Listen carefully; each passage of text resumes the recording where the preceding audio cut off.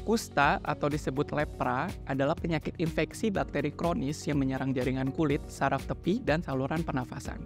Kusta atau lepra dikenal juga dengan nama penyakit Hansen atau morbus Hansen. Penyebab kusta sendiri disebabkan oleh infeksi bakteri Mycobacterium leprae. Bakteri ini dapat menular dari satu orang ke orang lainnya melalui percikan cairan dari saluran pernafasan, yaitu ludah atau dahak yang keluar saat batuk atau bersin. Seseorang dapat tertular kusta jika terkena percikan droplet dari penderitanya secara terus-menerus dalam waktu yang lama.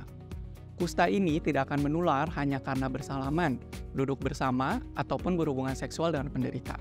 Kusta ini juga tidak menular dari ibu ke jalinan. Selain penyebab tadi, ada beberapa faktor lain yang dapat meningkatkan resiko seseorang terkena kusta. Yang pertama, bersentuhan dengan hewan penyebar bakteri kusta seperti armadillo. Yang kedua, menetap atau berkunjung ke kawasan endemik atau rawan kusta. Dan yang ketiga, memiliki gangguan sistem kekebalan tubuh.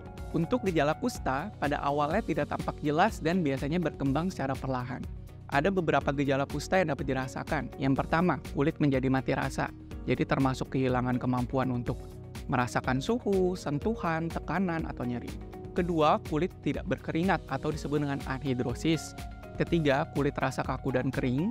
Keempat, luka yang tidak terasa nyeri, contohnya bisa di telapak kaki. Dan yang kelima, bengkak atau benjolan di wajah dan telinga. Keenam, bisa juga muncul bercak yang tampak pucat dan berwarna lebih terang daripada kulit di sekitarnya. Ketujuh, adanya saraf yang besar, biasanya di daerah siku dan lutut. Kedelapan, adanya otot yang melemah, terutama pada kaki dan tangan. Alis mata dan bulu mata juga bisa hilang secara permanen. Yang ke-10, mata menjadi kering dan jarang mengedip. Yang ke-11, bisa juga muncul mimisan, hidung tersumbat, atau kehilangan tulang hidung. Dan yang terakhir, biasanya kalau kusta ini menyerang pada sistem saraf, seperti yang tadi, dia bisa kehilangan sensasi rasa termasuk nyeri. Contohnya biasanya tuh kayak luka di tangan atau kaki, itu tidak dapat dirasakan oleh penderita.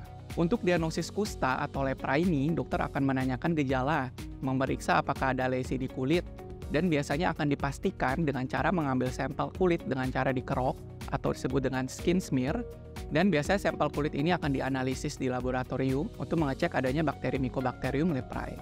Pengobatannya sendiri biasanya itu adalah menggunakan dengan antibiotik. Nah, biasanya pada pengobatan kusta ini, antibiotiknya itu akan digunakan beberapa jenis kombinasi dan biasanya akan berlangsung 1-2 tahun. Sedangkan untuk di Indonesia ini, pengobatannya itu biasanya tetap menggunakan namanya metode MDT atau multi drug therapy. Jadi metode ini adalah pengobatan yang mengkombinasikan 2 antibiotik atau lebih. Nah, setelah pengobatan antibiotik, biasa akan dilakukan operasi. Operasi ini tujuannya apa sih? Jadi yang pertama itu adalah menormalkan fungsi saraf yang rusak. Kedua, memperbaiki bentuk tubuh yang cacat. Dan yang ketiga, mengembalikan fungsi anggota tubuh. Untuk pencegahannya, sebenarnya kusta ini sampai sekarang belum ada vaksin untuk mencegahnya. Jadi yang paling penting itu adalah diagnosis dini dan pengobatan yang tepat untuk mencegah lakukan komplikasi atau penularan dari kusta. Selain itu, menghindari kontak dengan hewan pembawa kusta itu juga penting untuk mencegah kusta tersebut.